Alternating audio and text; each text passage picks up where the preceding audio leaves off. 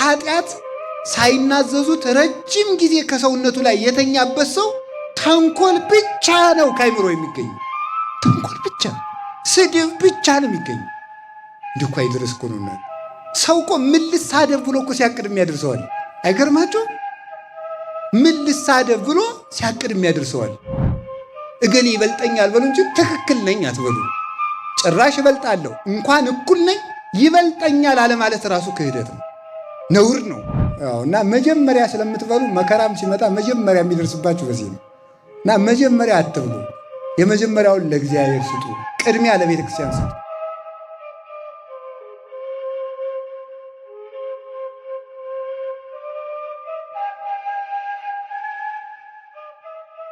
የፀሐይ ክብሩ ሌላ ነው፣ የጨረቃ ክብሩ ሌላ ነው፣ የኮከብ ክብሩ ሌላ ነው በሚል ርዕስ እንማማራለን። እስኪ በሉ የፀሐይ ክብሩ ሌላ ነው በሉ። የጨረቃ ክብሩ ሌላ ነው፣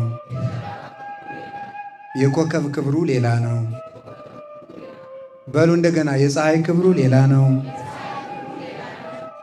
የጨረቃ ክብሩ ሌላ ነው፣ የኮከብ ክብርም ሌላ ነው። እንደገና በሉ የፀሐይ ክብሩ ሌላ ነው፣ የጨረቃ ክብሩ ሌላ ነው፣ የኮከብ ክብሩ ሌላ ነው። እስኪ አንድ ጊዜ በሉት ሁላችሁ።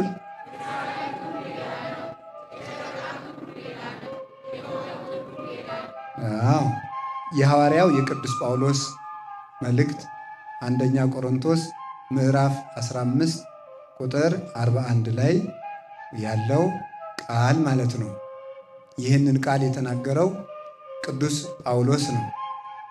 ቅዱስ ጳውሎስ ሁላችሁ እንደምታውቁት በቅድስት ቤተ ክርስቲያን ውለታው ከፍ ብሎ የሚታሰብለት የቤተ ክርስቲያን ብርሃን ነው።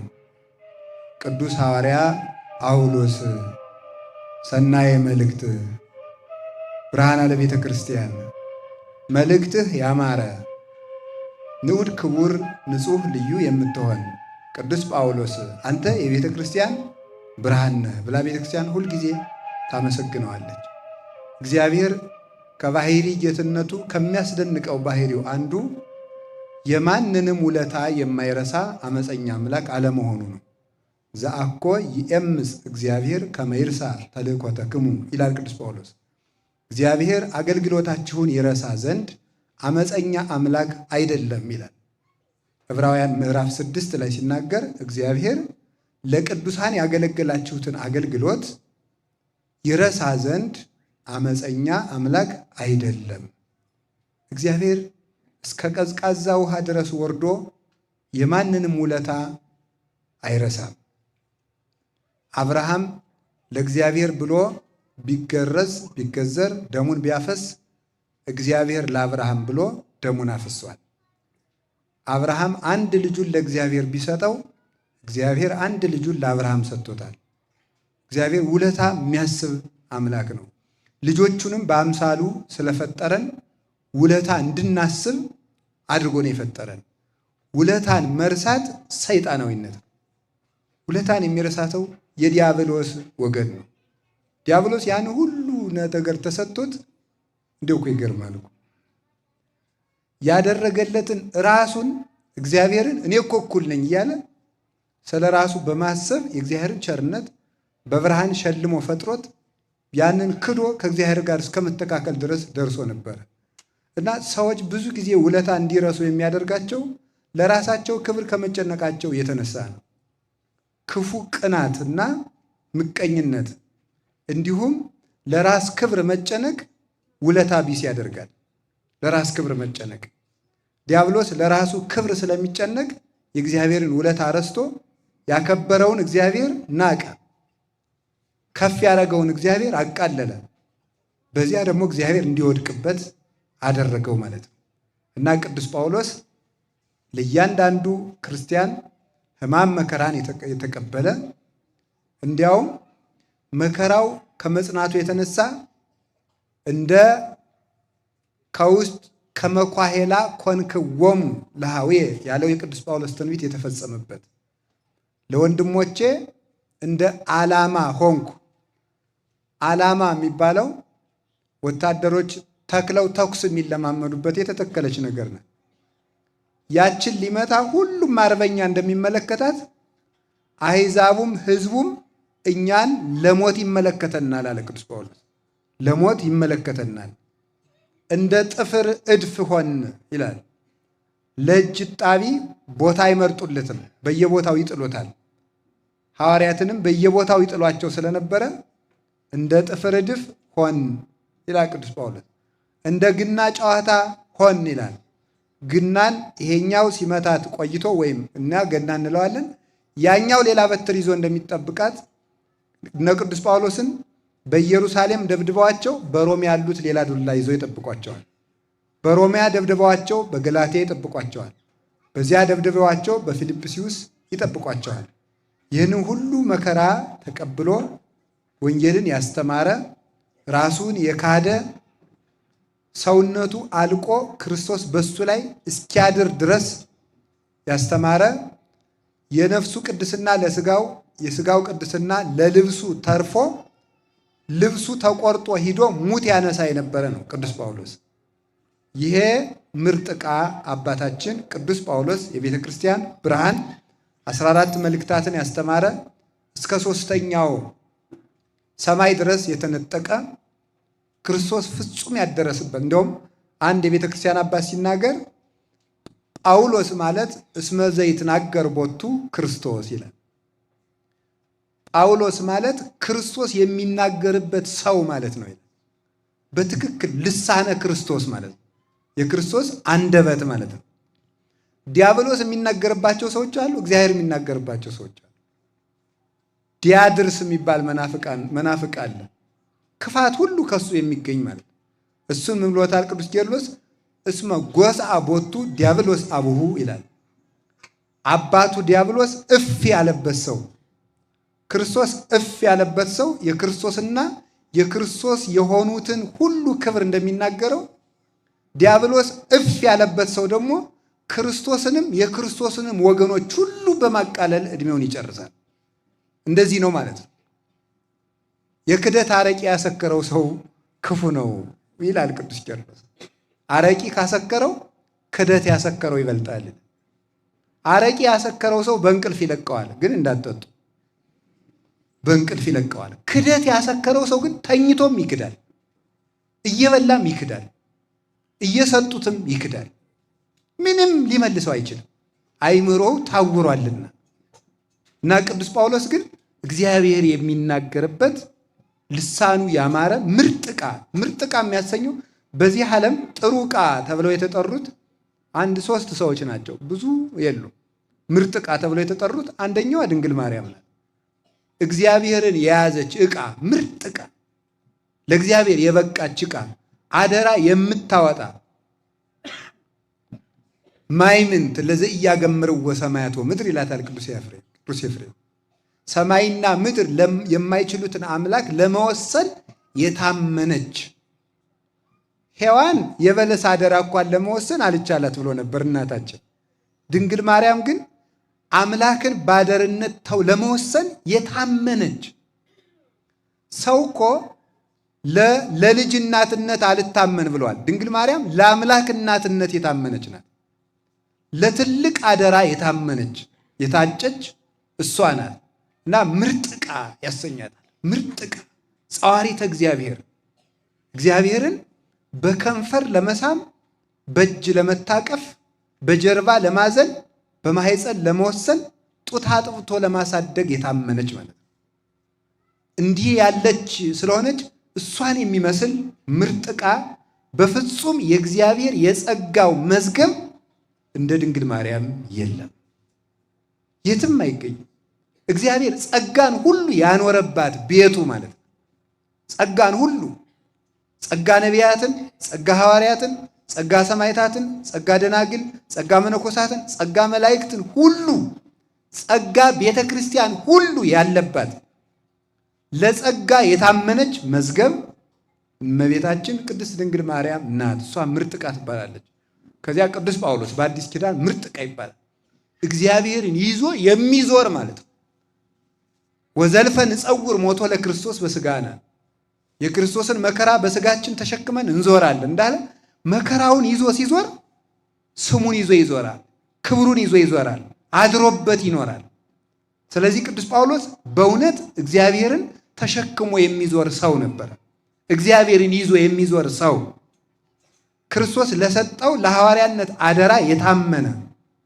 ከደረሳችሁበት ቤት ሂዳችሁ ሰላም ለዚህ ቤት ይሁን በሉ፣ ቢቀበሏችሁ ሰላሜ አብሮ ይገባል ብሏል። ለሐዋርያት የሰጠው ጸጋ ነው። ይህ ለሁሉም ሰው የሚሰጥ አይደለም። በእውነቱ መኑ ሙስቴትክሙ በተክዞ ዘይክል ወስቆ ሀደመተ በዲበ ቆሙ። ከእናንተ መካከል በቁመቱ ላይ ተጨንቆ አንድ ክንድ መጨመር የሚቻለው አለን ይላል። የለም። እስቲ እግዚአብሔር ከሰጣችሁ ቁመት ላይ ተጨናነቁና አንድ ክንድ ጨምሩበት።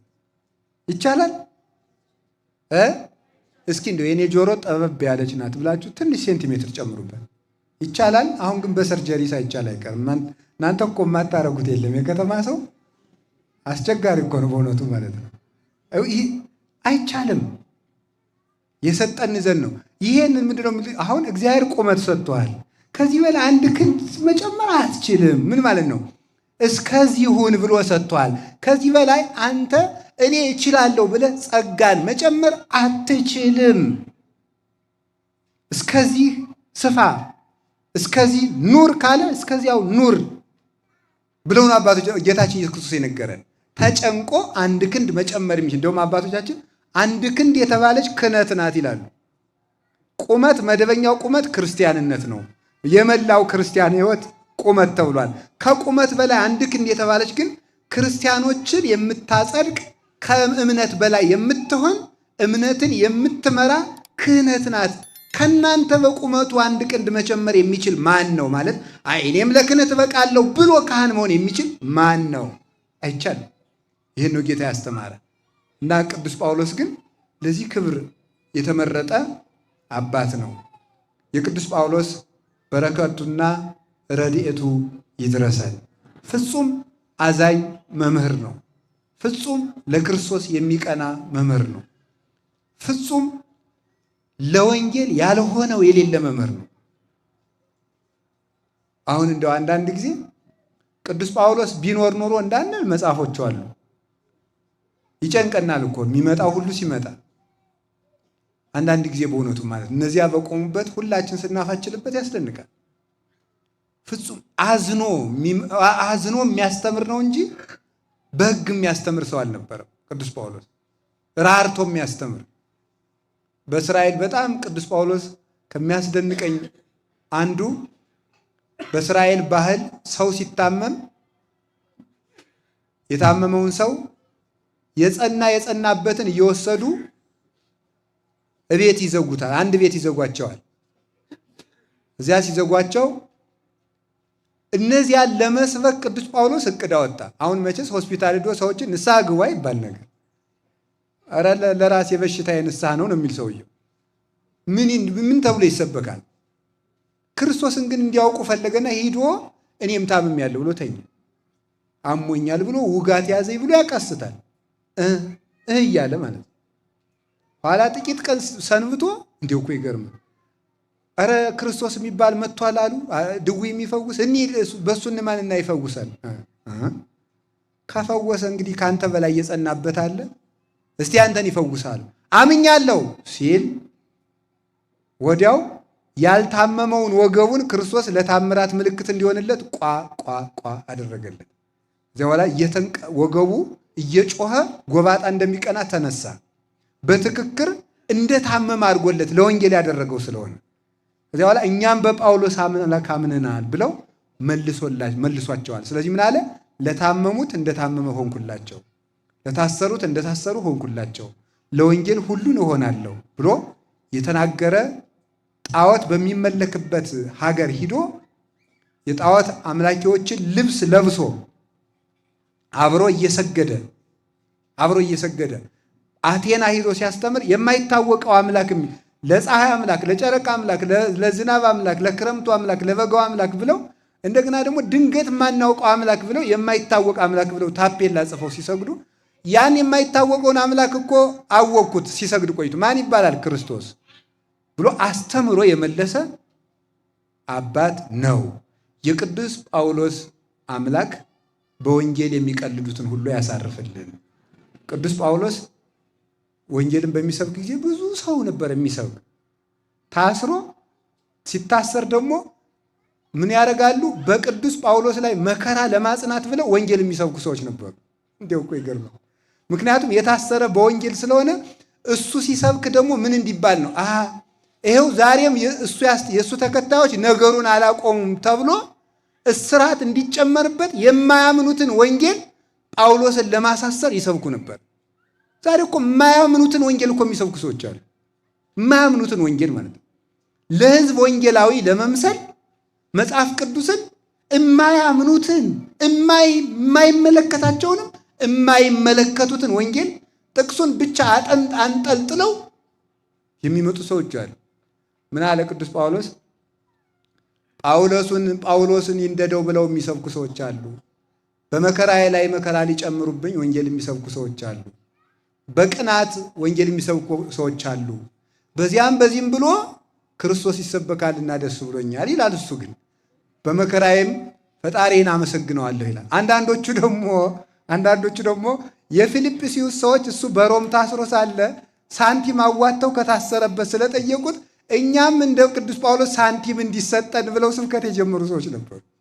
እነዚህ ሁሉ ማለት ወንጌልን መባያ ሕግ አደረጋችኋት ያላቸው ለዚህ ነው።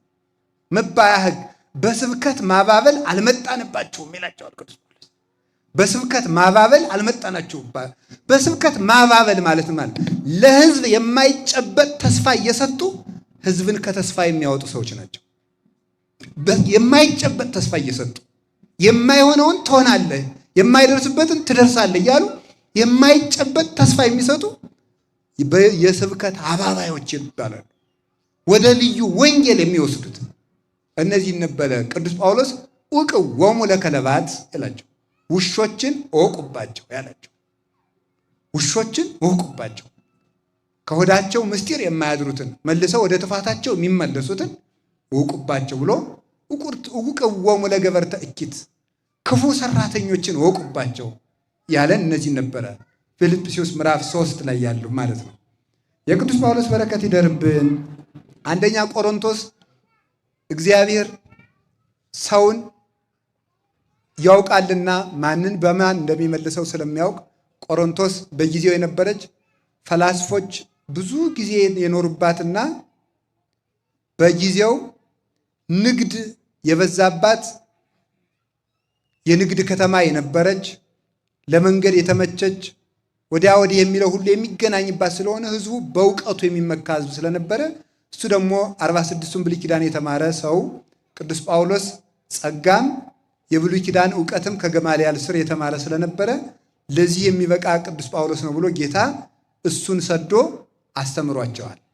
እና ትንሣኤ ሙታን የለም የሚሉ ቢጽ ሐሳውያን ስለገቡባቸው ለነሱ መልስ እንዲሆናቸው አይ ትንሣኤ ሙታን ከሌለማ ክርስቶስ አልተነሳማ፣ ክርስቶስ ካልተነሳማ ማመናችን ከንቱ ነዋ።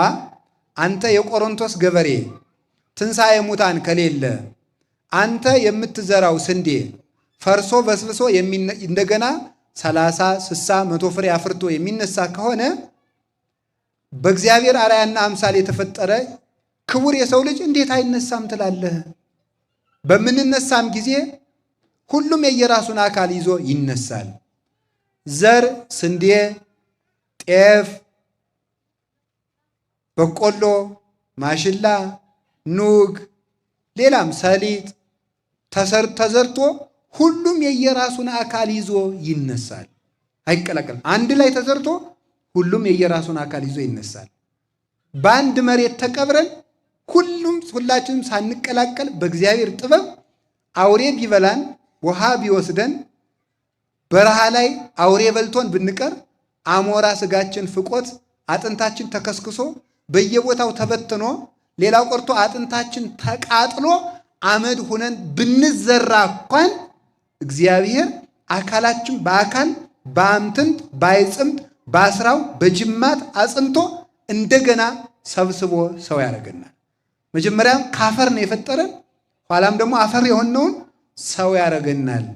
እንደገናም የየራሳችን አካል ይዘን እንነሳለን።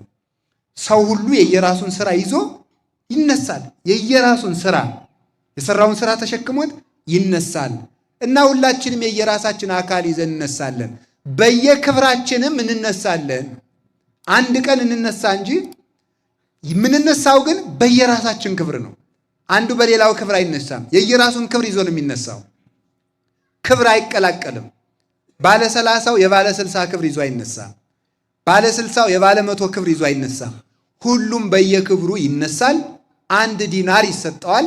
በሰርክም የመጣ በቀትርም የመጣ በ9 ሰዓት የመጣ በማለዳም የመጣ በልጅነቱም ያመነ ቆይቶም ያመነ በእርጅናውም አምኖ የሞተ ለሁሉም 1 ዲናር፣ 1 ዋጋ፣ 1 የዘላለም ሕይወት፣ 1 መንግሥተ ሰማያት ይሰጠዋል። የምንነሳበት ክብር ግን የተለየ ክብር ነው። ይህም በምን ማስረጃ ታስረዳናለህ ሲባል ቅዱስ ጳውሎስ የፀሐይ ክብሩ ሌላ ነው፣ የጨረቃ ክብሩ ሌላ ነው፣ የከዋክብት ክብሩ ሌላ ነው።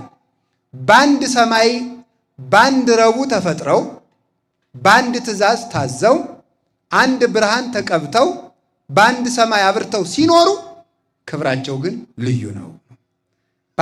በአንድ ዕለት ተፈጥረዋል በሉ። በአንድ ረቡዕ ተፈጥረዋል በሉ። አይዟችሁ። በአንድ ረቡዕ ተፈጥረዋል።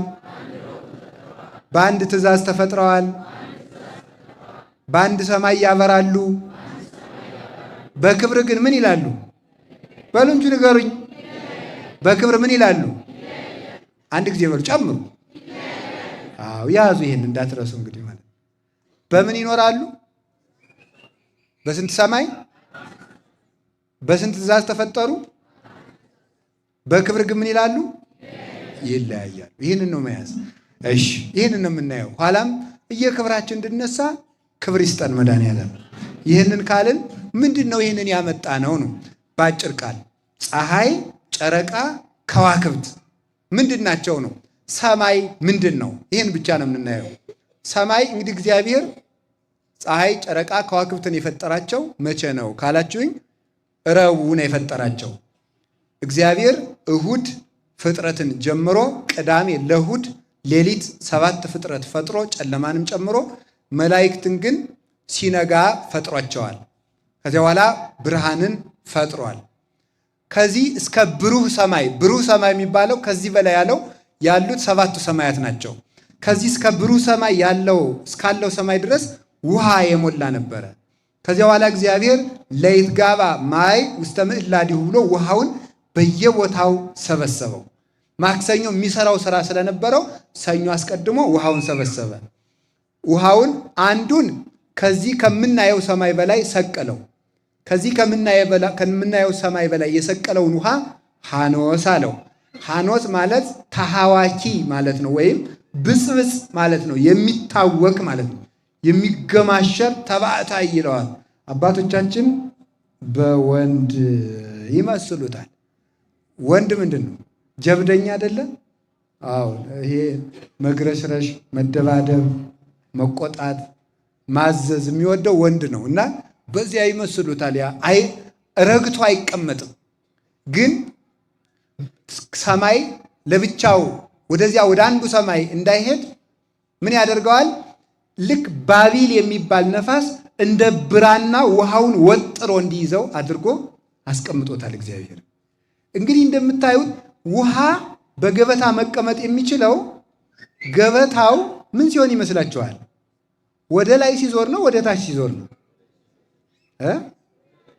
እንግዲህ በከተማ አላውቅም።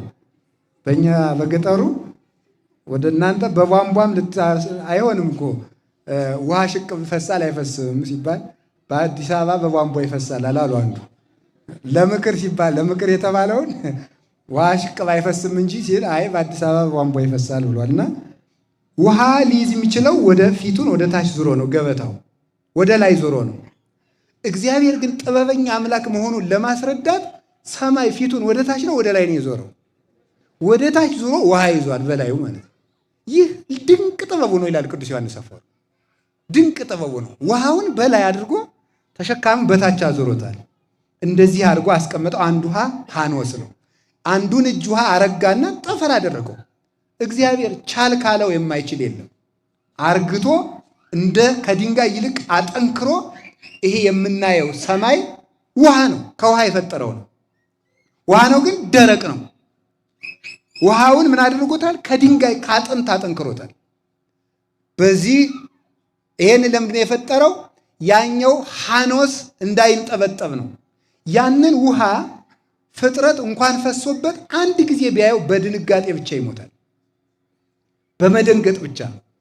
እንደገና ደግሞ የፀሐይ ከፍተኛው የሙቀት ክፍሏ ወደ ላይ ስለሚላክ ጠፈርን እንዳትቀደው በላይ ውሃ ጥዶበታል። እንደ ድስት ማለት ድስት ባዶውን ቢጣድ እንደሚሰበረው ማለት። እግዚአብሔር ቸር ስለሆነ ወደ ምድር የሚላከው የፀሐይ ብርሃን በጣም ጥቂቱ ነው የሚላከው። እናንተ ምድር የምትሉት ኦዞን የምትሉት፣ እኛ ደግሞ ምዕዛረ ፀሐይ የምንለው የፀሐይ ወንፊት ማለት ነው። ፀሐይ ብርሃኗ ተመጥኖ የሚወርድበት ነው። ያንን የሚከፍት እና የሚዘጋ መልአክ አለ። አሁን ስንት ወንፊቶች ቢከፈቱ መጠነኛ ብርሃን ያስፈልጋል። ማለዳ ስንት ይከፈት፣ 6 ሰዓት ስንት ይከፈት የሚለውን የሚመጥን መልአክ አለ። ከፍተኛውን ግን ወደ ጠፈር ይልከዋል። እንዳትሰብረው ደግሞ በላይ ሐኖስን ጥዶበታል። ፈሶ እንዳያጠፋን ደግሞ ይህንን ጠፈር ጋርዷል። ከዚያ በኋላ እግዚአብሔር ምን አደረገ? ሰኞ ምድር ውሃ ረግቶባት ስለነበረ ውሃውን ሰበሰበለን። አንዱን ከምድር በታች አደረገው። አሁን አንዲት ጠጠር ወደ ውሃ ስንወረውር ትሰጥማለች። ግን ይህ ሁሉ ዓለም የተኛው ግን ከውሃ ላይ ነው።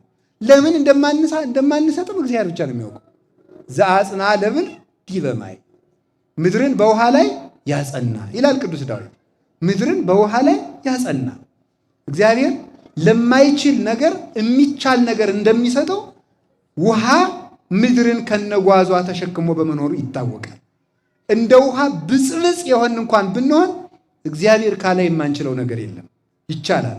ኩሎ እክል በዘውእቱ አክህለኒ ክርስቶስ፣ ኃይልን በሚሰጠኝ በክርስቶስ ሁሉን ይችላለሁ ይላል ቅዱስ ጳውሎስ ፊልጵስዩስ ምዕራፍ 4 ቁጥር 6 ላይ ኃይልን በሚሰጠኝ በክርስቶስ ሁሉን ይችላለሁ። የገጠር ሰው ሲተርት ምን ይላል? እንደ አፍ አይቀና ጎዳና ይላል። እስኪ በሉ በአፍ ሁሉን ይችላለሁ እያሉ መፎከርና መለማመድ ልዩነት አለ። ማመን ሌላ ነው፣ በአፍ መናገር ሌላ ነው። ሁሉ እንደሚቻል ግን ፍጥረት ያሳየናል። አሁን ይህንን አጸና። አሁን አንዳንድ ጊዜ አውሮፕላን ውስጥ ሰው የሚፈራው ለምን ይመስላችኋል? ለምን ነው የሚፈራው ሰው አውሮፕላን ውስጥ? አውሮፕላኑ ሲንገጫገጭ እኮ ዓለም ልታልፍ ነው የሚመስለው ሰው ሲደነግጥ ማለት ነው። ሰው ድንቅ ነው። እዚያ የሚኩራራው ሁሉ እንደው መቼስ ሄድኩ አይባልም እንጂ ብዙ ሰው ታዝብ ያውቃል። ብዙ ሰው እውነቱ ማለት እኔ በጣም ብዙ ሰው አልናገረውም፣ በቃ አልናገረውም። ብዙ ሰው እንዲሁ ስንወርድ እንዴት እንደሚያጨበጭብ ግርም ነው የሚለኝ ፍርሃቱ ሰው ማለት ነው። አሁን እኮ ፈርቶ ነው እንደዚያ የሚለው እና ትዝ ይለኛል አንዲት እናታችን ደንግጠው ገጭ ሲል ተነስተው ይሮጣሉ። ገጭ ሲል ተነስተው ይሮጣሉ። ገጭ ሲል ተነስተው ይሮጣሉ። ከአውሮፕላኑ ስንደርስ in the name of Jesus አሉ። መጀመሪያ ግን አላሉ። ችግር ሲመጣ እኮ እንደዚያ ነው። ሰው ሁሉ ሰው ይመስላል እኮ እንደው ኩሻቱ እኮ እንደው ይገርማቸዋል እኮ የሚችል ይመስላል። ጥቅስ መጥቀስና እምነትን በተግባር መርምር ልዩነት አለው አይባልም እንጂ አንድ ወንድማችን ባለፈው ሰምታችኋል አይደል? እንደ ኢየሱስ በባህር ላይ ሄጄ አሳያችኋለሁ ብሎ አዞ ውጦት ሰምታችኋል። ይሄ በጣም አይደረስም። ይሄ አይደረስም በእውነቱ ማለት አርፎ መቀመጥን የመሰለ እኮ ነገር እኮ የለም በእውነቱ። ሰው እኮ ሕይወቴን አስተካክሉልኝ ነው እንጂ እንደ ጌታ በባህር ሂዱልኝ አላለም። ሰው ያለ ሕይወቴን አስተካክሉልኝ፣ ትዳሬ እየተበላሸብኝ ነው፣ ሕይወቴ እምቢ ብሎኛል ብሏል እንጂ በባህር ላይ መሄድማ ጌታ ይበቃኛል ብሎ እኮ ሰው አውቆ ተቀምጦ ነበር። እንዲሁ አይደረስ እኮ ነው። አይነኩ ቢነኩ ያድሯል ሲታወኩ ይላል ሰው በእውነቱ ማለት አይነኩ መንካት ችግር ነው። እና አሁን ህዋው መሬትን ያመናት የተሸከመው ውሃ እንደሆነ አይምሯችን ስለማያውቀው ነው። መሬት ጠጠር የሚያሰጥም ውሃ መሬትን ከነሁለንተናዋ መሸከም ከቻለ ህዋውም አውሮፕላን መሸከም ይችላል ብሎ ማመን አቅቶን ነው ሰው የሚፈራው ማለት ነው። የሚፈራው ለዚያ ነው። ምድርን በውሃ ላይ አጸና፣ ታች አስቀመጠ። አንዱን ደግሞ ለምድር እንደ መቀነት አስታጠቃት። ምድርን በውጭ በኩል ሲመለከቷት ደብተራ ኦሪትን ትመስላለች ይላሉ አባቶቻችን። ምድርን የበቃ ሰው ያያታል፣ ያልበቃ ሰው አያያትም። ምድርን ግን በውጭ ሆኖ የበቃ ሰው በውስጥ እንዳለ ውጯን ዙሪያዋን ቢያያት ደብተራ ኦሪትን ትመስላለች። ድንኳኒቱ የደብተራ ኦሪት ጸርሐ አርያምን መስላ ሙሴ የሚያስታጥቃት የክብር ጌጦች ነበሩ እና ምድር እንደዚህ አድርጎ አስጊጦ ነው የፈጠራት። ለምድር አስታጠቃት፣ ውቅያኖስን ማለት ነው። ይህንን አድርጎ በዚህ ዓለም ግን የቀረው እኛ የምንጠቀምበት ውሃ ሰዎች ዕቃ አጥበው ውሃውን ሲደፉት በጠርዙ እንደሚቀረው እንደ ጥቂት ውሃ ያለ ነው ይላል። እግዚአብሔር ሌላውን ውሃ አስወግዶታል። ለምንድን ነው ሲባል ምድር ማብቀል እንድትችል። ምድር ማብቀል እንድትችል እግዚአብሔር ምን አደረገ? ውሃውን ሰበሰበ። ውሃ የተኛበት መሬት አያበቅልምና ውሃ የተኛበት ከዚያ በኋላ ረቡዕ ምን አለ? ለታብቁል ምድር፣ ምድር ታብቀላል። የዚያን ጊዜ ጽጌያቱ፣ አበቦች፣ ዛፎች፣ አዝሬት፣ አትክልት በሙሉ ምን አደረግላት? አበቀልላት። አላችሁ ምድርን በአበቦች ሸለመ። አሁን ምድር ሰውን ነው የምትመስለው። አጥንት አላት። አለት ምንድናት? አጥንቷ ነው ይላሉ አባቶቻችን። የዛፎች ስር ደግሞ እንደኛ ደም ስሯ ነው የመሬት ይላሉ አባቶቻችን ሲተረጉሙ። የዛፎች ስር የደም ስሯ ማለት ነው። ሰው የደም ስሩ ሲቆረጥ ወይም እናንተ የደም ቧንቧ የምትሉት ማለት ነው። እሱ ሲቆረጥ እንደሚሞተው ሁሉ ዛፍም ለመሬት ሕይወቷ ነው ብሎ አባቶቻችን ይናገራሉ። አጥንቷ ደግሞ አለቱ ነው። ከዚያ ደግሞ ደሟ ደግሞ ውሃ ነው። ፀጉሯ ደግሞ ሳር ነው ይላሉ አባቶቻችን። እና መሬት የሰው ወኪል ናት። ሰውን በምድር ነው ያስረዳው። ብንኮራ እንደዚች ምድር እኮ ናችሁ ለማለት ነው። ለምንድነው የምትታበዩት? ምድር እኮ ናችሁ። እናንተም አጥንት ናችሁ፣ እሷም አጥንት አላት። እናንተም ደም አላችሁ፣ እሷም ውሃ አላት። እናንተም የደም ስር አላችሁ፣ እሷም ስሮች አሏት። እናንተ ፀጉር አላችሁ፣ እሷም ደግሞ ሳር አላት ለማለት ነው። ክብር ካላችሁ ግን መሬት ለመስዋዕት የሚሆን ፍሬን ታፈራለች። እናንተም ካፈራችሁ ትከበራላችሁ ለማለት ነው።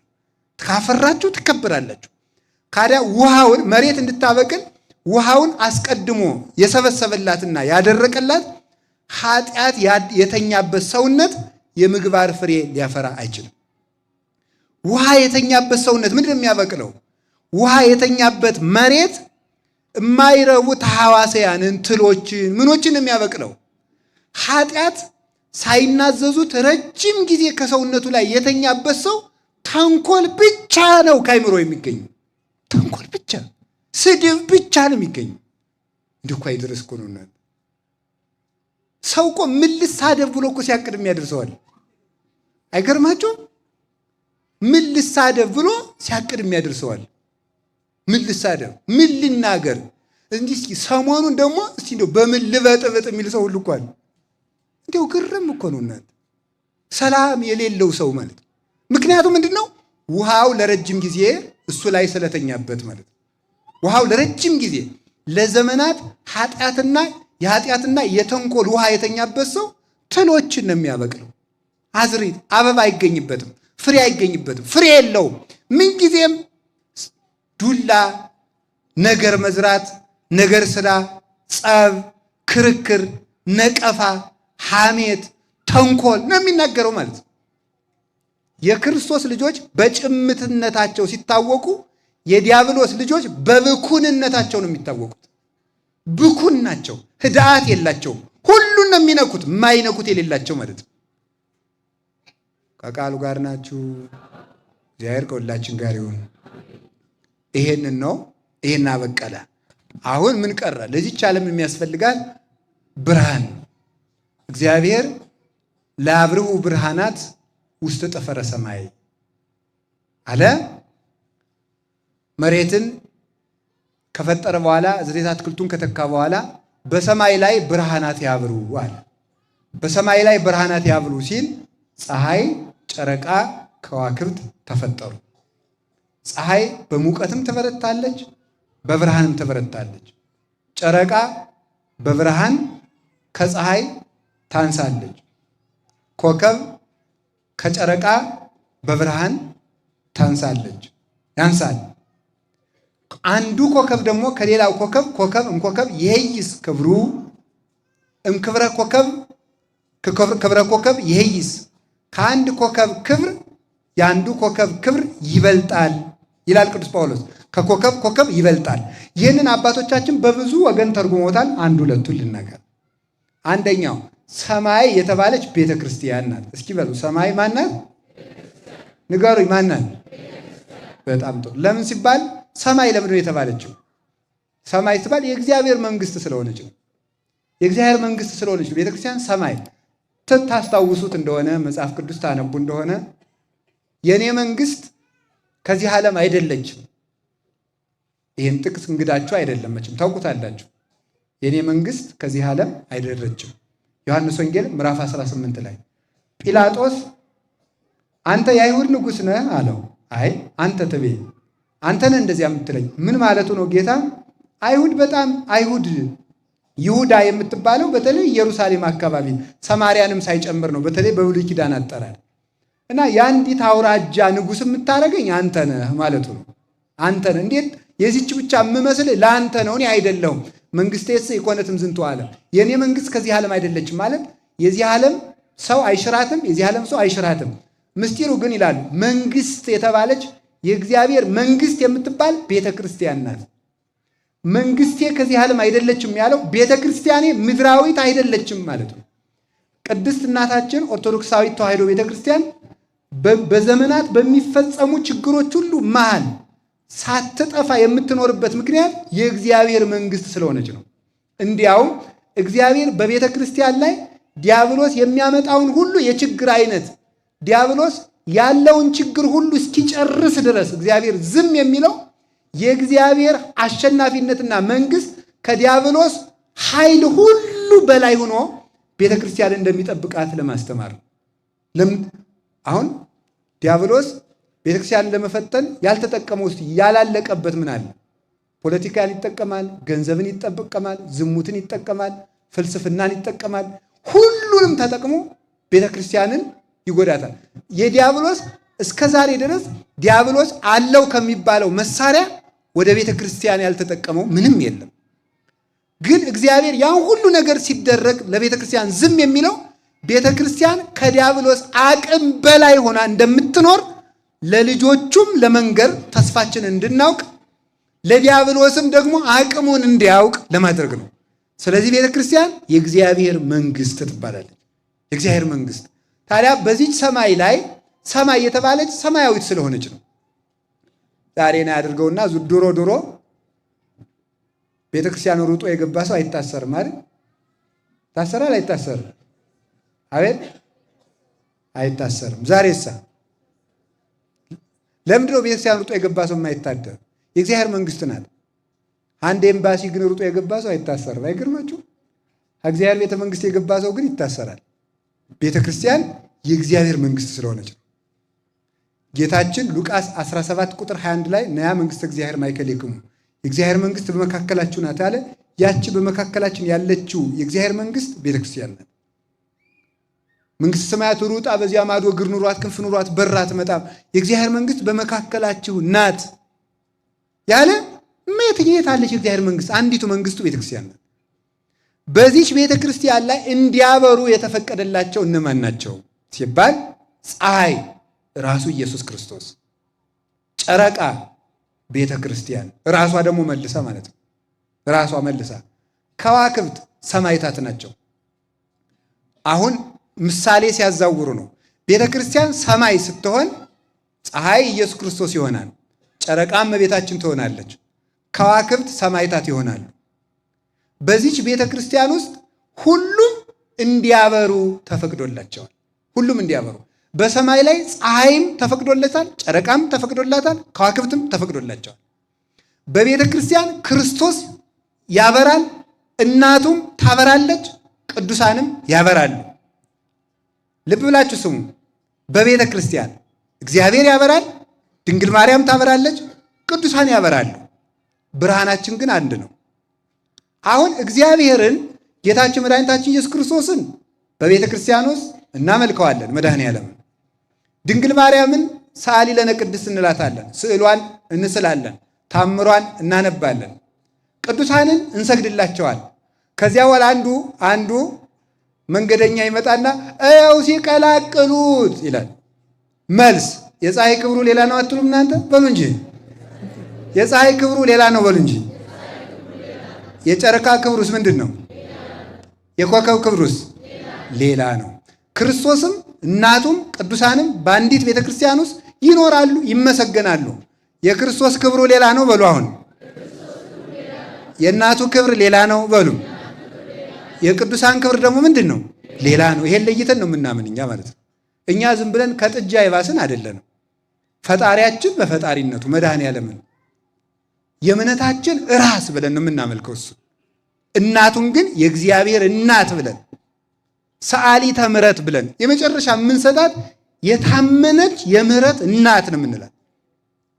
ወይ ሰው ቁርሱን በልቶ ምሳውን በልቶ እንዲያ ብሎ ጠጥቶ መጥቶ አዳራሽ ውስጥ እኔ ልጸልይላችሁ እያለ የአምላክ እናት አትጸልይላችሁ የሚለን ነውር እኮ ነው። እናት ኧረ ተው በሕግ አምላክ ነውር እኮ ነው በእውነቱ ማለት ነው።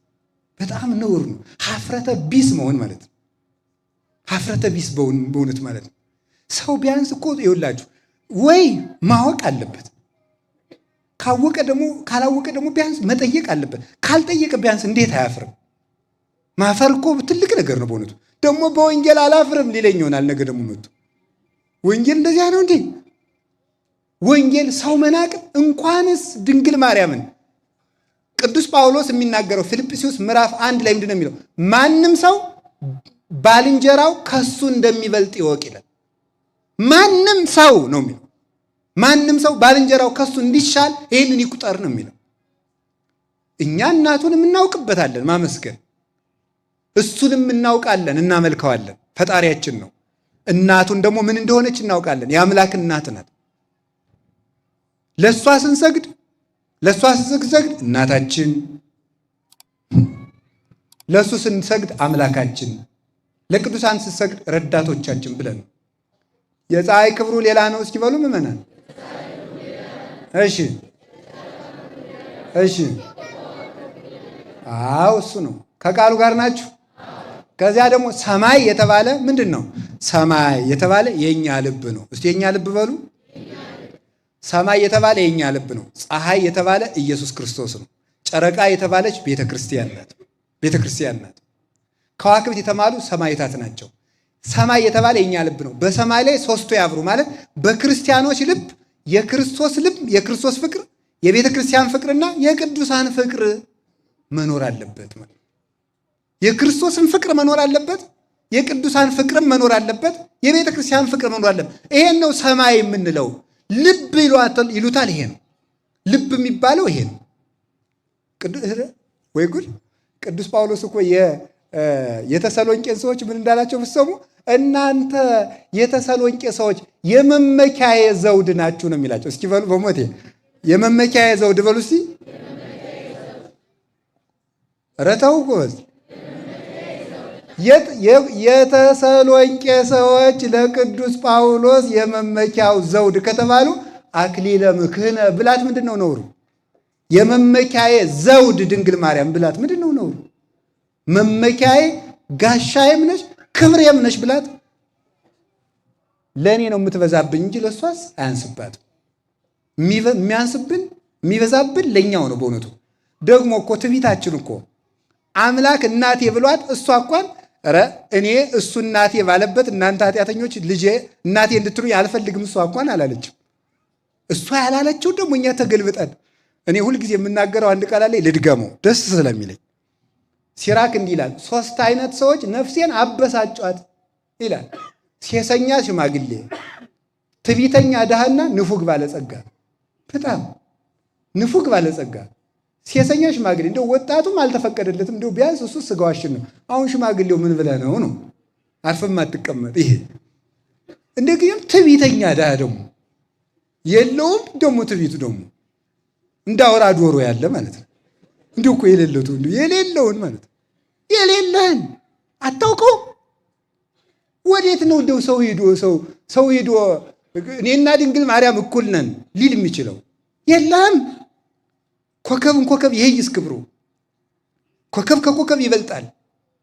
አንዱ ከአንዱ ይበልጣል። እንኳን ከድንግል ማርያም እኛም እንኳን እኔ ከገሌ ጋር እኩል ነኝ ማለት ኢ ክርስቲያናዊነት ነው፣ ኢ ወንጌላዊነት ነው፣ ኢ መጽሐፍ ቅዱሳዊነት ነው። እንዲያውም ምንድነው ያለው ጌታችን ኢየሱስ ክርስቶስ?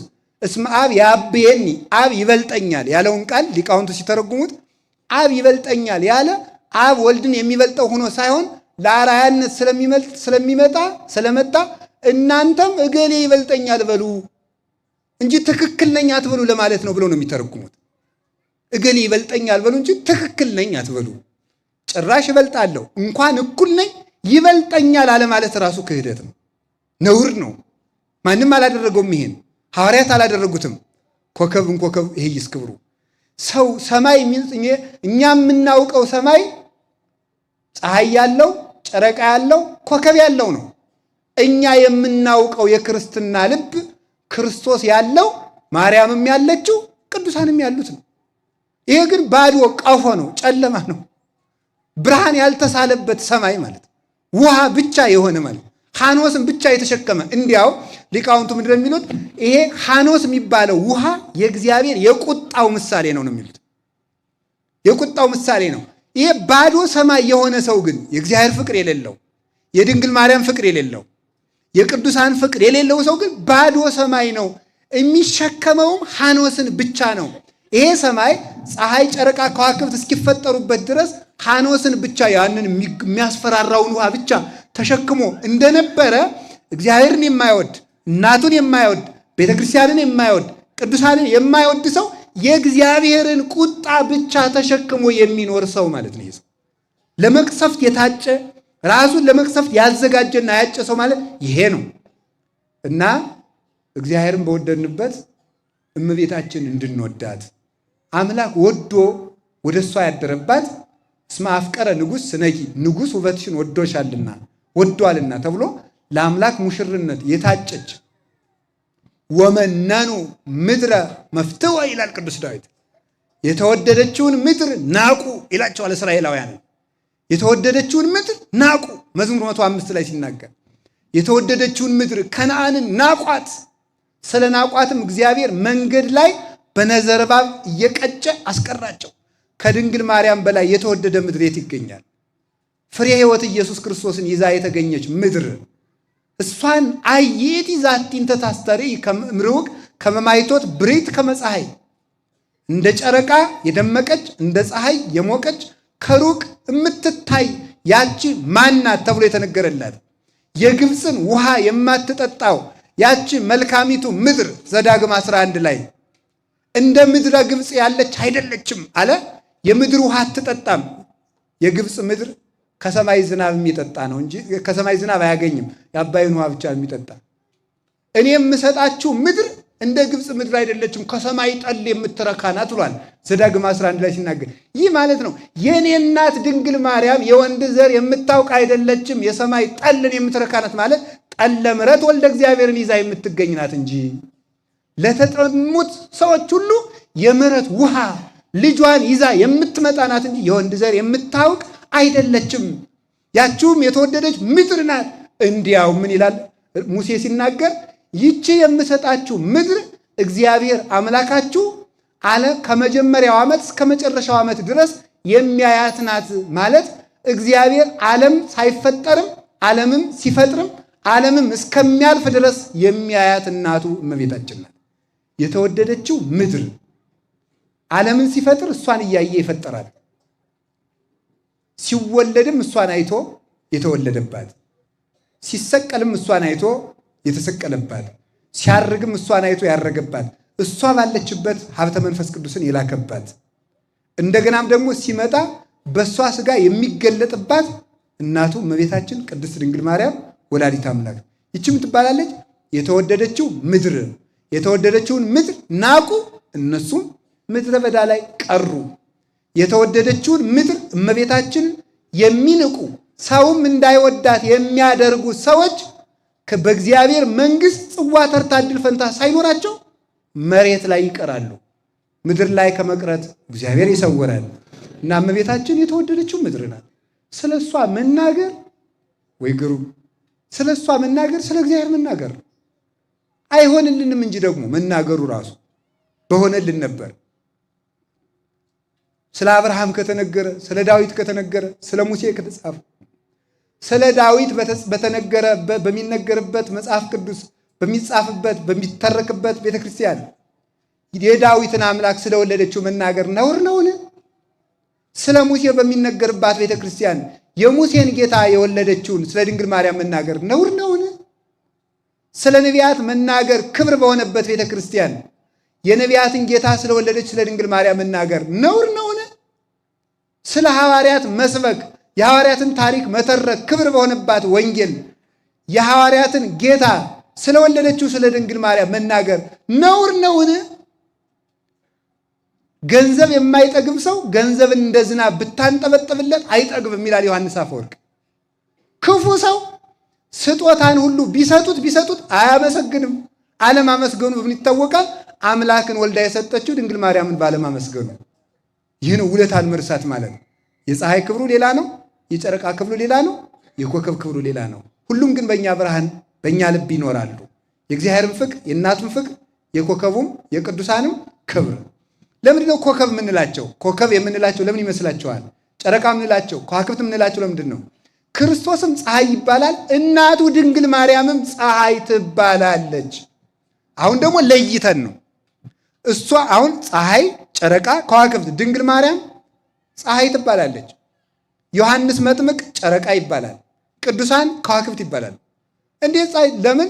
ቅዱስ ጳውሎስ የፀሐይ ክብሩ ሌላ ነው ሲየተናገረ የመጣው ስለ ትንሣኤ ሙታን ነው።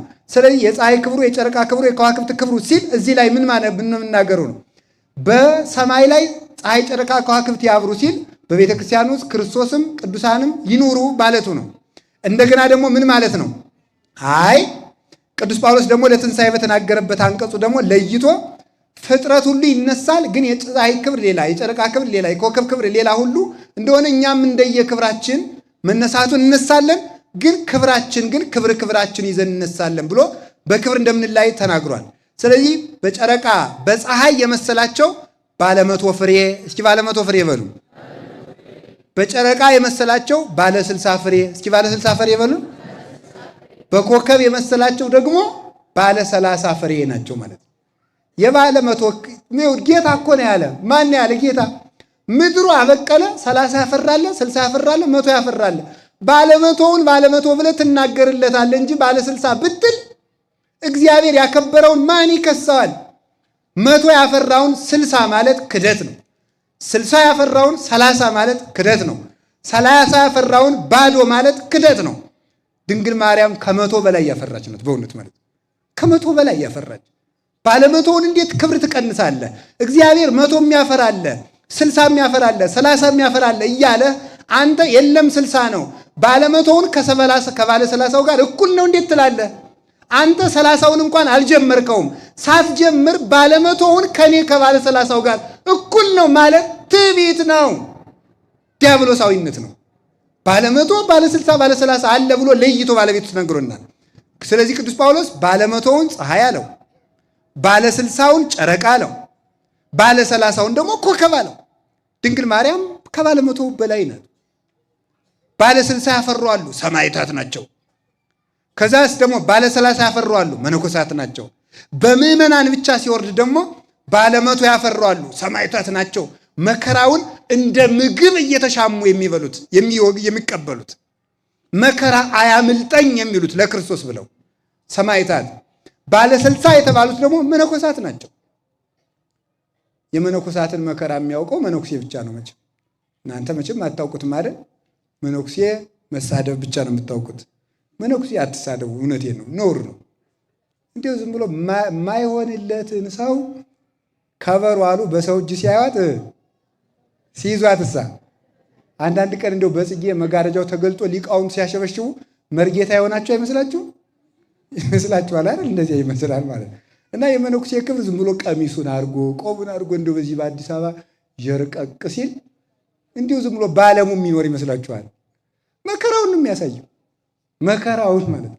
እንዲሁም አባ እንጦንስ ቆይ እኔን ብቻ ነው የሚጠሉ ቆይ እስኪ ልብሱን ይጠሉታል ብሎ ልብሱን ወስዶ በአንድ መቋሚያ ዝም ብሎ እዚያ ላይ አቆመው።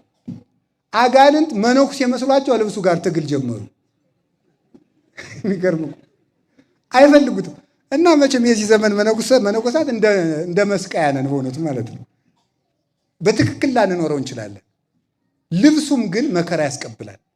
ልብሱን ለብሶ መኖር በራሱ መከራ ነው በዚህ ዘመን ማለት ነው። ልብሱን ለብሶ መኖር እንኳን ማለት ነው።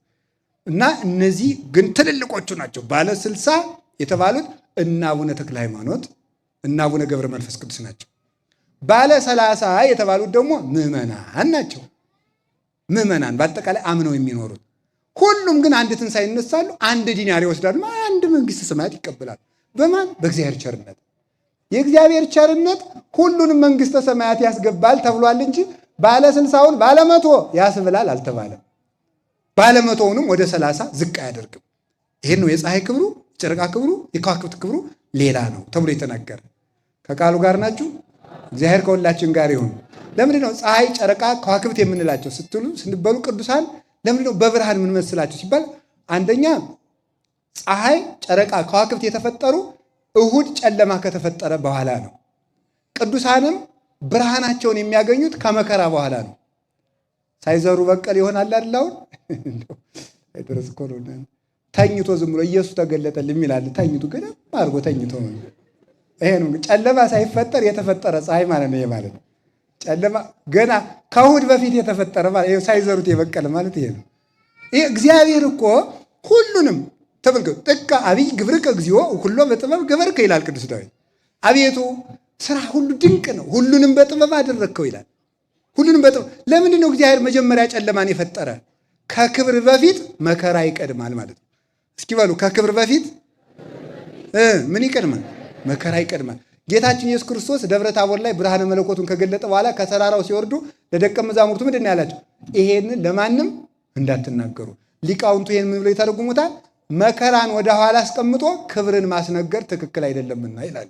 ለምን? ገና ሊሞት ስለሆነ ማለት ነው። እስከ ዓመት ይፈጸም በጊዜው ማለት ተነስቼ ክብሬ ሲገለጥ ትናገሩታላችሁ። እኛ እዚህ ልንቸነክረው እያልን አምላክ ነኝ እያለ እዚህ ይዘብታል እንዳይሉ አይሁድ ማለት ነው። ያ ከመከራ በፊት ክብር አይነገርም። ስለዚህ ፊት መከራ ይቀድማል፣ ኋላ ብርሃን ይመጣል። ስለዚህ ቅዱሳን በመከራ የከበሩ ስለሆኑ በብርሃን ተመስለዋል። ብርሃን ክርስቶስ ኢየሱስ ክርስቶስ ያደረባቸው ናቸው። ብርሃኑ የጨረቃም የፀሐይም የከዋክብትም ብርሃኑ ከእግዚአብሔር የተገኘ ነው። የድንግል ማርያምን የቅዱሳንም የቤተ ክርስቲያንም ክብር ከእግዚአብሔር የተገኘ ነው። ክብር የሰጠ እሱ ነው። እሱ ያከበረውን ደግሞ እናከብራለን። እሱ ተመልከቱ፣ እሱ የናቀውን እንንቃለን፣ እሱ ያከበረውን እናከብራለን። አሁን ያንን ሰው ሆይ ባለ 30 ባለ 60 አይን ምቀኛ ነው እንዴ? እኔ ባከብረው በገንዛ ገንዘብ ምንድን ነው ብሎ ተናግሯል። እሱ ራሱ አይን ምቀኛ ጠማማ ናትን ብሎ ይናገራል። ባለ 30 ባለ 100ውን ያላቸው እነዚህ ነው። ለምንድን ነው ግን ፀሐይ፣ ጨረቃ፣ ከዋክብት የተባሉት? ደግሞ ሌላ ፀሐይ፣ ጨረቃ፣ ከዋክብት አንድ የሚያስደንቅ ጠባይ ያላቸው በሰማይ የሚኖሩ ናቸው። እስኪ በሉ ንገሩኝ፣ በየት ይኖራል? ቅዱሳን በእግዚአብሔር ፍቅር ተመስጠው የሚኖሩ ናቸው። ምድራዊነት የለባቸውም። ምድራዊነት የለባቸው። እነዚህ ናቸው የሚከበሩት። ቅዱሳን የሚከበሩበት ምክንያት ሐሳባቸው ሰማይ የሆኑ ስለሆኑ ልዑላነ ዝክር ናቸው። ከፍ ያሉ ናቸው። በምድራዊነት አይያዙ። ምድርን የናቋት ናቸው በእውነቱ ማለት ነው። እንደ ዮሴፍ ልብስ የዚችን ዓለም ክብር ንቀው የሄዱት ናቸው ቅዱሳን የሚባሉት እንጂ ዝም ብሎ በዓለም ውስጥ የሚርመሰመሰው ይህ እባብ ነው የሚባለው። ቅዱስ አይባልም። ገና እየተርመሰመሰ ነው። ቅዱስ ጳውሎስ ስለዚህ ነው ሐሳባቸው ምድራዊ፣ ሆዳቸው አምላካቸው፣ ክብራቸው በነውራቸው ነው ያላቸው። እነዚህ ነው ፊልጵስዩስ ምዕራፍ 3 ላይ ሲናገር እለ ከርሶሙ ያመልኩ ያላቸው። ሆዳቸውን አምልከው ክብራቸውን የሚተው ነውርን ክብር የሚያደርጉ ክብርን ነውር የሚያደርጉ አያቸው። እግዚአብሔር ክብር ያለውን እነሱ ነውር ይሉታል። እግዚአብሔር ነውር ያለውን እነሱ ክብር ይሉታል። እንዲህ የሚያደርጉ ሐሳባቸው ምድራዊ፣ እነዚህ አሸዋ ናቸው። ዘርህን እንደ ሰማይ ኮከብ እንደ ምድር አሸዋ አበዛዋለሁ ያለው እግዚአብሔር አብርሃምን እንደ ሰማይ ኮከብ ያላቸው ሰማያዊ ልጆቹን ነው። እንደ ምድር አሸዋ የተባለ የአብርሃምን አምላክ እያመለከ እንዳሻዋ ቀዝቃዛ ሕሊና ያለውና እንዳሻዋ ምድራዊ የሆነ አይምሮ ያለው ግን በክርስቶስ ስም ተጠርቶ ክርስቲያን ነኝ የሚል ሰው ነው። ያሻዋ ነው፣ ኮከብ አይደለም። ኮከብ ግን ሀገሩ ሰማይ ነው። ኮከብ የተባለ ፀሐይ፣ ጨረቃ፣ ከዋክብት የተባሉ ስለዚህ ነው። እነዚህ ደግሞ ምንድን ናቸው? የምድር ሁሉ ቆሻሻ ወይም ደግሞ በምድር ላይ ያለ ቆሻሻ ሁሉ ብርሃናቸውን የማይለውጥባቸው ስለሆኑ ነው። እነዚህ ምን ይባላሉ? ፀሐይ፣ ጨረቃ፣ ከዋክብት። ፀሐይ፣ ጨረቃ፣ ከዋክብት። አሁን እግዚአብሔር ያሳያችሁ። አዲስ አበባ ቆሻሻ የሚደፋ በየት ነው አለ? ቤት አካባቢ ነው። አታውቁትም? የት ነው የሚባለው? ቆሼ። ወዴት አካባቢ ነው አለ? በዚህ ትልቁ የቆሻሻው መድፊያ ማን ነው? እዚያ ውስጥ ፀሐይ ይወጣል አይወጣም? በጣም ጥሩ። አሁን እዚያ በጣም ክፉ ሽታ አለ አይደል? ያ ክፉ ሽታ የፀሐይን ብርሃን ወደ ክፉ ሽታ ይለውጠዋል አይለውጠው? አይለውጠው። እነዚህ ምንድናቸው? በዓለም እየኖሩ የዓለም ክፉ ሽታ የክርስቶስን መዓዛ ያለወጠባቸው ቅዱሳን ናቸው። የማይለውጥባቸው ሁልጊዜ የሚያበሩ ማለት። የዓለም ምቾቱም ስቃዩም የማይለውጣቸው ማለት። ምቾቱም አይለውጣቸውም፣ ሹመትም አይለውጣቸውም፣ ስደትም አይለውጣቸውም፣ ስቃይም አይለውጣቸውም። የፈለጋችሁትን አድርጉብን ከክርስቶስ ፍቅር ማን ይለየናል ይላሉ። የፈለጋችሁትን አድርጉብን የሚሉ ናቸው። እንዲያውም በዘመነ ሰማዕታት ወታደሮች ሁሉ ተሰብስበው ድንጋይ ሲወረውሩ እናንተ ድንጋይ ጨምሩ ክርስቶስ ክብር ይጨምርልናል ነበር የሚሉት ማለት ነው። እነዚህ ናቸው ምንም የማይለውጣቸው የክርስቶስ ብርሃን የሚገለጥባቸው ሰማያውያን ብርሃናት የሚባሉት እነዚህ ናቸው። ከቃሉ ጋር ናቸው። እግዚአብሔር ከሁላችን ጋር ይሁን። ዘመን የማይለውጣቸው ቅዱሳንን አክብረን እንድንኖር በእነሱ ክብር እንድንገብር እግዚአብሔር ይርዳን። እንደው ጊዜ ከማይለውጣቸው ብርሃናት አንዱ ነቢዩ ኤልያስን ማንሳት አለብን። ዛሬ ኤልያስ አይደለም ታውቁታላችሁ አይደለም? ነቢዩ ኤልያስ ጊዜ የማይለውጠው መቼስ አይደረስ አይደል? አንድ ሐሳብ ትዝ ብሎኝ ነው ነግሯቸዋል። ያን ትዝ ያለኝን ነገር ነቢዩ ኤልያስ ጊዜ የማይለውጠው ብርሃን ነው። እስኪ ጊዜ የማይለውጠው ብርሃን በሉ። ምን አይለውጠውም? ጊዜ አይለውጠውም። እና ያው ታውቁታላችሁ ፍጹም ሲወለድ ራሱ በብርሃን በእሳት ተጠቅሎ የተወለደ ነው። ሲወለድ ነቢዩ ኤልያስ ሲወለድ የእሳት ጸዳል በሰውነቱ ላይ ተስሎበት ነበር የተወለደ እና ያየው ሁሉ ይፈራው ነበር። ያንን እሳት ሊቃውንቱ ምን ይላሉ? ለእግዚአብሔር ያለው የሚነድ ፍቅር ነው ይሉታል። ለእግዚአብሔር ያለው ፍቅር እሳት በእሳት ተጠቅሎ የተወለደ። ልክ ሙሴ ሲወለድ ከግንባሩ ላይ ብርሃን ነበረበት እንደሚሉት ሊቃውንቱ፣ እንደዚሁም ሁሉ በኤልያስ ላይ እሳት ነበረበት። ያ እሳት ለእግዚአብሔር የሚነድ ፍቅር ነበረ። ያንን እሳት ይዞት ተወለደ፣ ይዞት አደገ፣ በድንግልና ኖረ። በድንግልና ሲኖር በዘመኑ የሰሜን እስራኤል ንጉሥ ወይም የሰማርያ ንጉሥ የሚባለው የ10 ነገድ ንጉሥ የሚባለው ማን ነው? አክዓብ የሚባል ሰው ነበረ። ይሄ አክዓብ ወደ ክደት ሂዶ ጣዖት አምልኳል። ይህንን ያደረገው ከጣዖት አምልኮ ሰው ወደ ምንፍቅና የሚሄድበት የራሱ ደረጃዎች አሉ። የመጀመሪያው የማታምን ሚስት አገባ። ቀጥሎ ደግሞ የእሷን አማልክት ተከተለ። ቀጥሎ እሷን አገባ፣ ለእሷ አማልክት አጸድ ሰራ። ከዚያ በኋላ ሰገደላቸው። ወደ ኢየሩሳሌም ለበዓል የሚወጡትን ሁሉ እቀጣለሁ አለ። ለመንግስቱ እንዲደላደልለት ማለት ነው። ይህንን ሲያደርግ ነቢዩ ኤልያስ እየሄደ ይመክረው ያስተምረው ነበር በእውነቱ ማለት ነው። መጨረሻ ላይ ይህ ሰው ጣዖት እያመለከ ግፍ እየሰራ ሲያስቸግር ነቢዩ ኤልያስ አምላከ ኃይል አምላከ እስራኤል ዘቆምኩ ቅድሜሁ ከመ ኢይዘንም ዝናም በእሉ 3 ዓመታት ዘእንበለ በቃለ አፉዬ አለ። ከኔ ካንደበቴ ቃል ሳይወጣ በዚች 3 ዓመት ዝናብ ጠብ አይልም። ይሄም ሁሉ ሰው የጠገበ በዝናብ አብቅለህ በፀሐይ አብስለህ ስለመገብከው ነው። ስለዚህ ዝናብ አይዘንምም ብሎ ሰማይና ምድርን አዘዛቸው። እስቲ እግዚአብሔር ያሳያችሁ። ሰማይና ምድር የሚታዘዙለት ነው ኤልያስ ማለት ነው። ለነዚህ መታዘዝ ነውር ነው ጎበዝ? ሰው ከሰማይና ከምድር ይብሳል? ሰማይ ምድር ለኤልያስ እየታዘዙት እኔ ለኤልያስ አልታዘዝም? ታዘዙት፣ ጸጥ አሉ። ፍጥረታት ሁሉ ክብራቸውን ያውቃሉ፣ የሚያከብሩትንም ያውቃሉ። እማናውቅ እኛ ብቻ ነን። ፍጥረታት ውሃን ብትሉት ባህርን ብትሉት እንኳን ቅዱሳንን የሙሴን በትር እንኳን ታውቃለች። ማን እንደያዛት ታውቃለች እኮ። በትሪቱን በማን እጅ እንደተያዘች ስላወጣው ክፍል ነው የምትለው። አንዱ የፈርዖን ጠንቋይ ሄዶ ግን ቢቀጠቅጠው ባህሩን ወይ ምንም እምቡጭ ነው የሚለው ውሃው ዝም ብሎ ማለት ነው። በማን እጅ የተያዘ ነው? በሙሴ እጅ የተያዘ ነውና ባህር ትፈራታለች ያችን ብትር።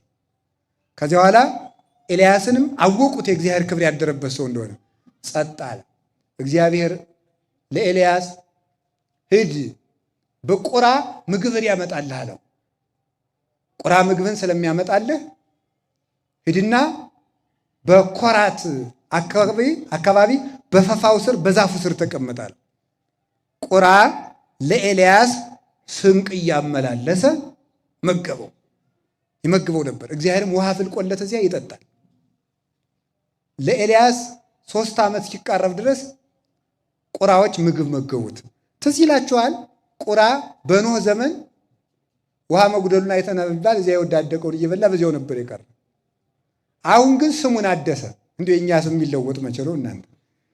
አሁን ስንቅ አቀባይ ሆነ። በእውነቱ የሚደንቅ እኮ ቁራ ሲለወጥ ሰው አይለወጥም። ግን እንደ ትናንትናው ዝም ብሎ ጉጭ እንዳለ ማለት ሀኖሩት ይገኛል ዝም ብሎ ማለት ቁራ እኛም ቀማኛ የነበርነውን ስንቅ አቀባይ ለመሆን ያብቃል። ሊቃውንቱ ግን ምንድነው የሚተረጉሙት? መቼስ መጽሐፍ ቅዱስ እኮ ለነፍሳችን ጥጋብ የተጻፈ የእግዚአብሔር ምግብ እኮ ነው።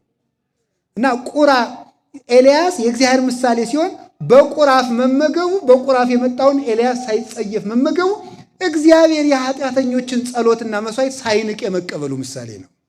እንዲህ አድርጎ ኤልያስ እየተመገበ ኖረ። ኋላ እግዚአብሔር ዝም ብሎ ቢያይ ኤልያስም ዝም አዝንም አልላለ። እግዚአብሔር ደግሞ ለፍጥረቱ ያዝናል።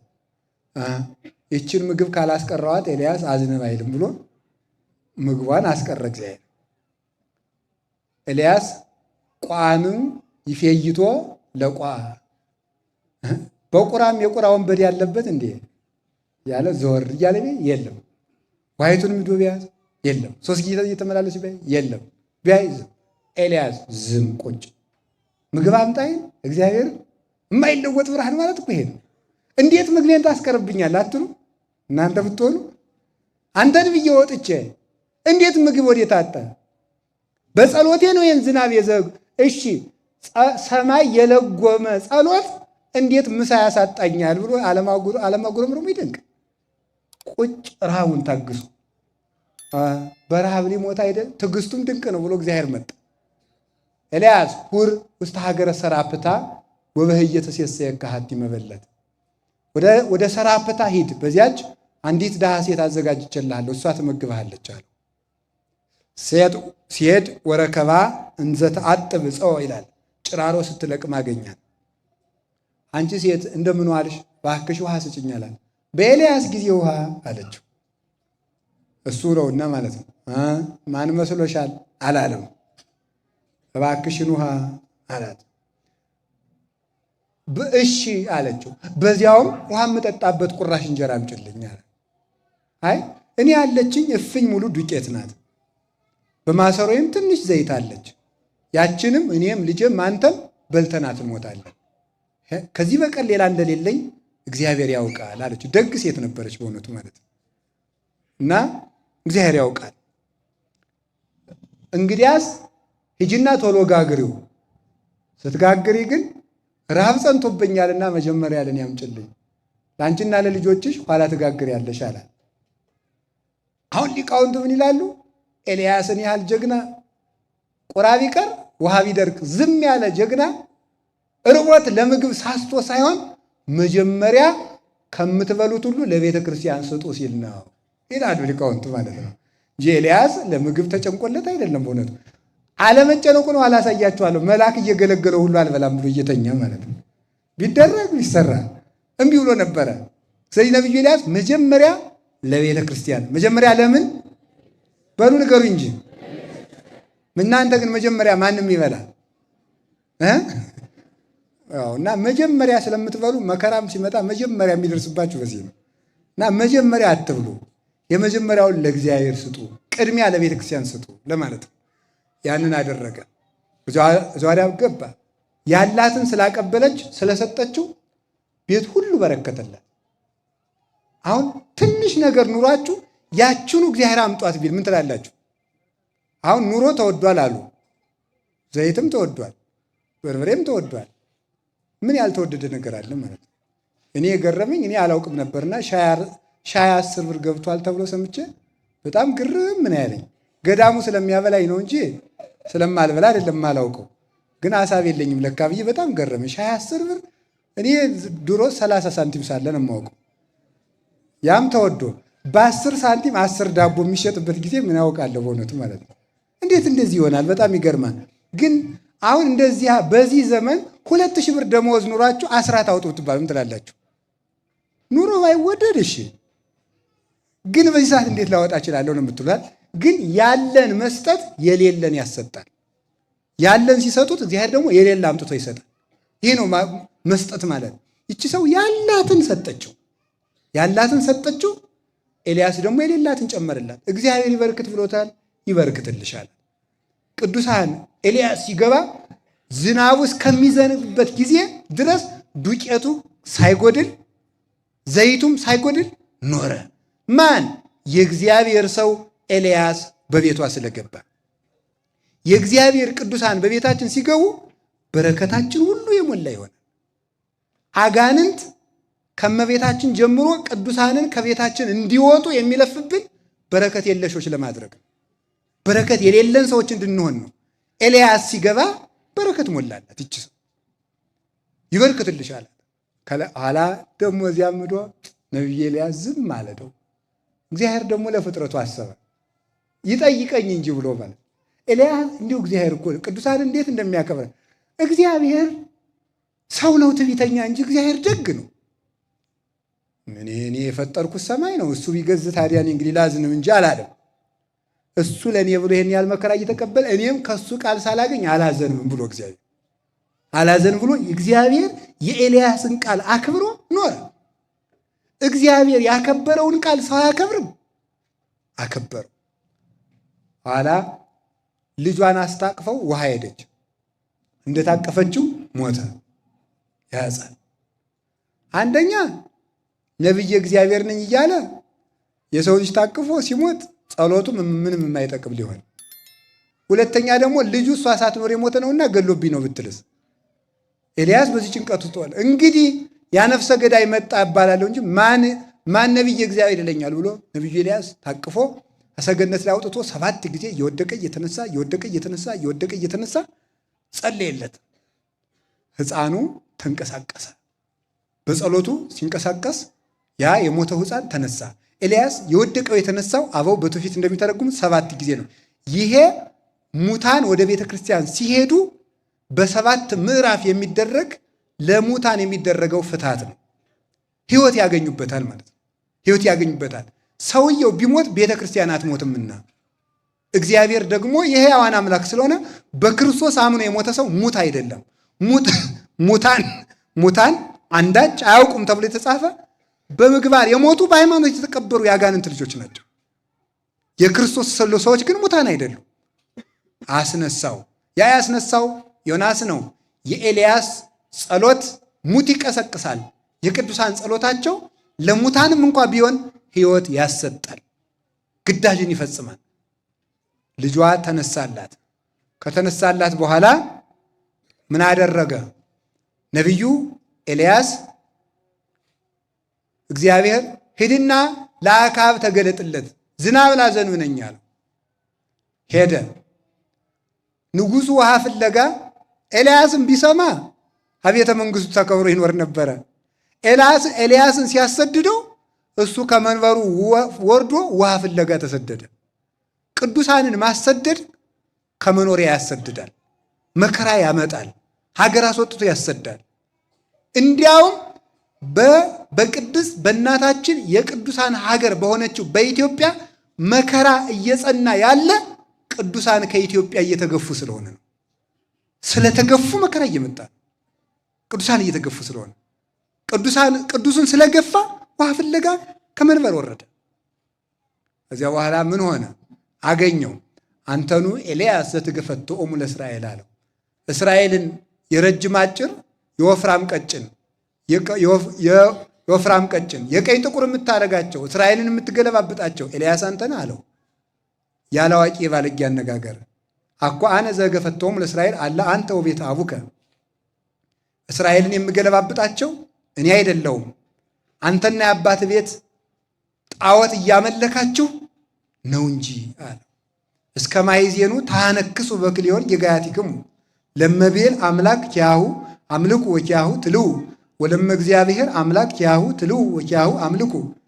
ቤል አምላክ ከሆነ እሱንም ተከተሉ፣ እግዚአብሔር አምላክ ከሆነ እግዚአብሔርን ተከተሉ። እስከ መቼ ጊዜ? አንድ ጊዜ ወደ ኃጢአት፣ አንድ ጊዜ ወደ ስርየት፣ አንድ ጊዜ ወደ ጣዖት፣ አንድ ጊዜ ወደ እግዚአብሔር ስትሉ ትኖራላችሁ። እስከ መቼ ልባችሁ ሲያነክስ ይኖራል? አሁንም ጣዖታቱን አሰብስብ፣ የጣዖት ካህናትን አሰብስብና መስዋዕት አቅርበው እኔም ላቅርብ። መስዋዕቱን እግዚአብሔር የተቀበለለት ሰው አምላኩን እንከተላለን አለ። 450 የጣዖት ካህናት ተሰበሰቡ። ማለዳ መስዋዕታቸውን አቀረቡ። መስዋዕታቸውን አቅርበው ቢጸልዩ ጣዖቱ አልሰማም አለ። ቢጸልዩ አይሰማም። ቢደረግ ቢሰራ ኋላ እንዲያው እስኪ እናንተ ደማችን ጭምር እንሰዋለት ብለው ደማቸውን እያፈሰሱ ቢሰውለት አልሰማን። ወሃዘ ይሳለቅ ቦሙ ኤልያስ ቴስበያዊ ይላል።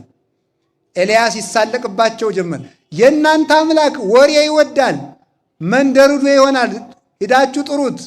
የእናንተ አምላክ እንቅልፋም ነው፣ ተኝቶ ይሆናል፣ ቀስቅሱት። የእናንተ አምላክ እንጂ ደንቆሮ ነው፣ ጮኻችሁ ጥሩት እያለ ተሳለቀባቸው። 6 ሰዓት ሲሆን ወግዱ ልቀቁ፣ እንግዲህ የኔ ተራ ደርሷል። 12 ቻል ውሃ 12 መረባረብ ድንጋዮችን ጎለተ፣ እንጨቱን ረበረበ፣ ጸፈጸፈ። እዚያ ላይ ስጋውን አርዶ አወራርዶ አስቀመጠ።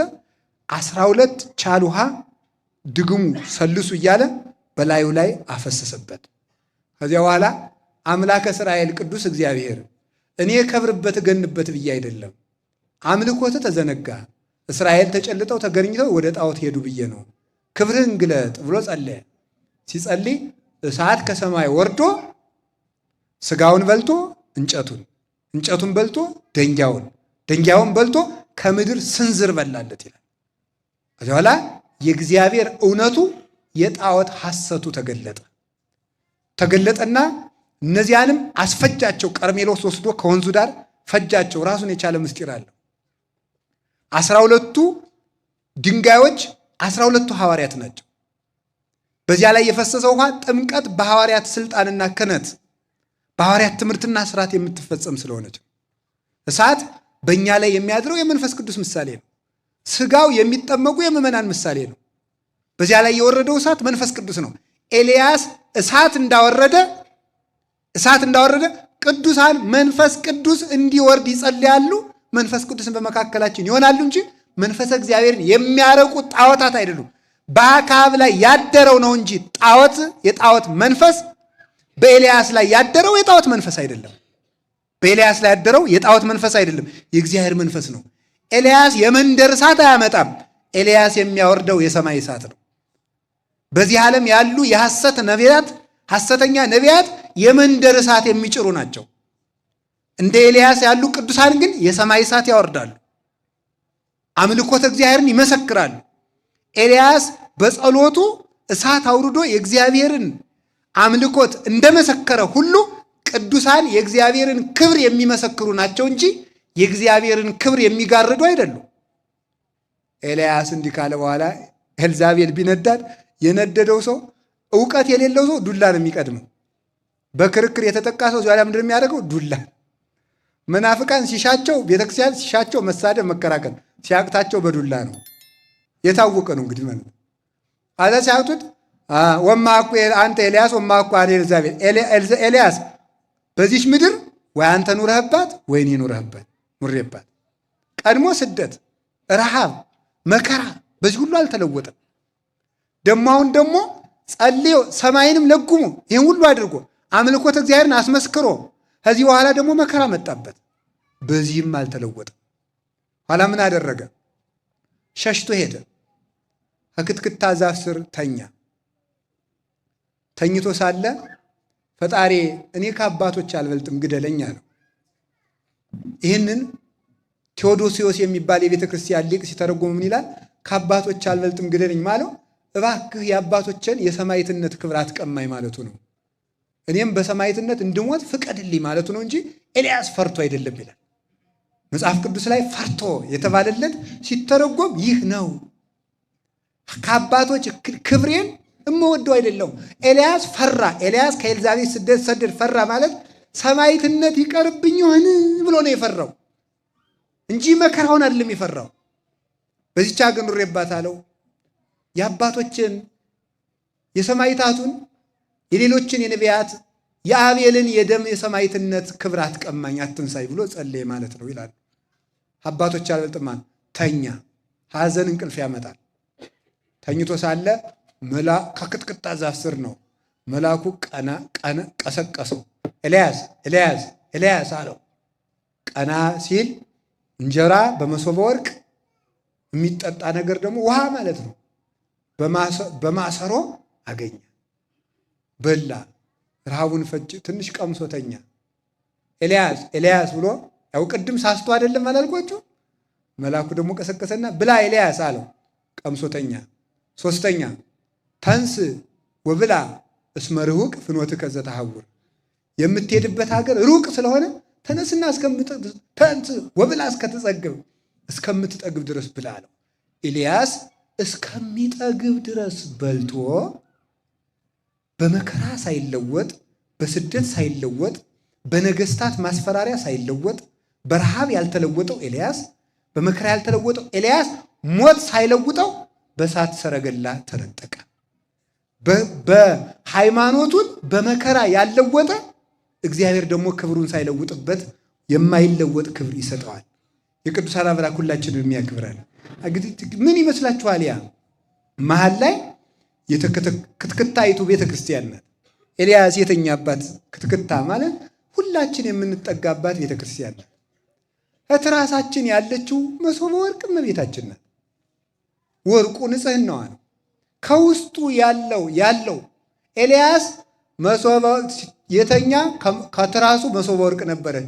ነቢያት የሞቱት መሶበ ወርቅ ድንግል ማርያምን እያዩ ነበረ። ከዚያ ውስጥ ህብስተ ሕይወት ክርስቶስን ተስፋ አድርገው ነበር የሞቱት። እዚያ ላይ ያንን ተመገበ ማለት ምዕመናን ያንን ይመገባሉ። ህብስቱ ኢየሱስ ክርስቶስ ነው።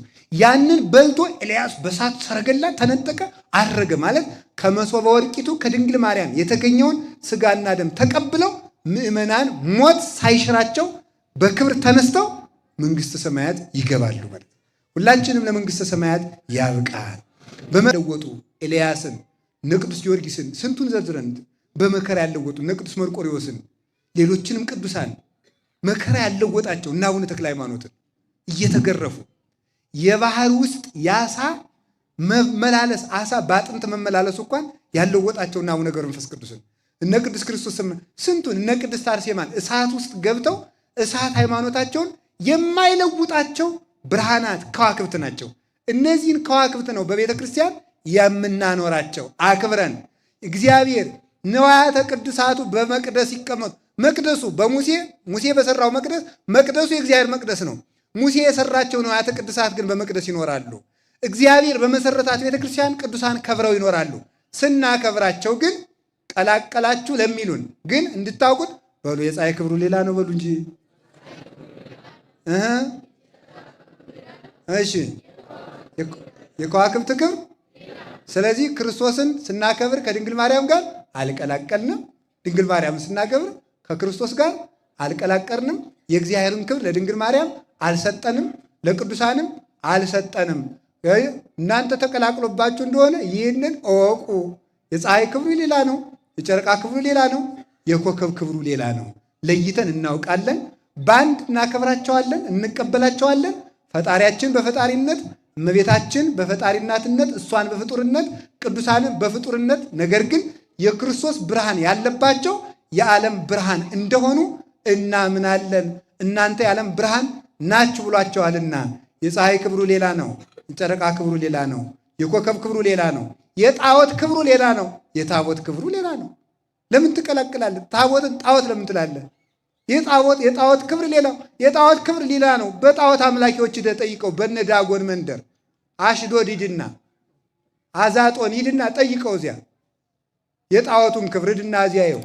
የታቦት ክብር ግን ሌላ ነው ወንድም፣ የታቦት ክብር ሌላ ነው። ለምን ትቀላቅላለህ? ጣዖት ሌላ ነው፣ ታቦት ሌላ ነው። መኑ ዘይደምሮ ለክርስቶስ ምስለ ቤልሆር ወምኑ ዘይደምር ለታቦት እግዚአብሔር ምስለ ጣዖት። የእግዚአብሔርን መቅደስ የእግዚአብሔርን ጣዖት መቅደስ የእግዚአብሔርን ታቦት ከጣዖት ጋር፣ የእግዚአብሔርን መቅደስ ከጣዖት ጋር፣ ታቦትን ከጣዖት ጋር አንድ የሚያደርግ ማን ነው ብሏል ቅዱስ ጳውሎስ ቆሮንቶስ 6 ላይ ሲናገር።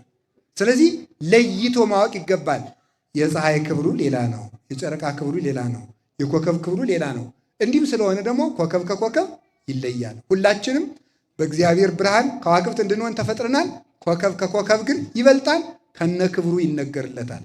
ወስብሐት ለእግዚአብሔር። ይቆየን።